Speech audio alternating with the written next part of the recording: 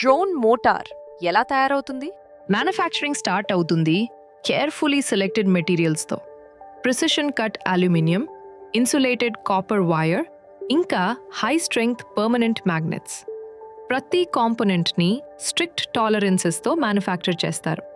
Precision ఇంకా reliability కోసం. Copper వైర్ని స్టేటర్ చుట్టూ ఒక డిఫైన్డ్ ప్యాటర్న్లో టైట్లీ వైండ్ చేస్తారు. Number of turns, winding pattern, ఇంకా టెన్షన్ ఇవన్నీ టార్క్, ఎఫిషియన్సీ ఇంకా రెస్పాన్సివ్నెస్ని డిసైడ్ చేస్తాయి. హై స్ట్రెంగ్త్ మ్యాగ్నెట్స్ని రోటర్ బెల్ లోపల మౌంట్ చేస్తారు. వాటి ఎగ్జాక్ట్ పొజిషనింగ్ చాలా ఇంపార్టెంట్. హై స్పీడ్స్లో కూడా బ్యాలెన్స్ ఇంకా స్టేబుల్ రొటేషన్ మెయింటైన్ అవ్వడానికి. రోటర్ అసెంబ్లీని కేర్ఫుల్లీ బ్యాలెన్స్ చేస్తారు, ఫ్లైట్లో వైబ్రేషన్స్ రాకుండా ఉండడానికి. తర్వాత స్టేటర్, హబ్ ఇంకా రోటర్ని కలిపి కంప్లీట్ మోటార్ అసెంబుల్ చేస్తారు.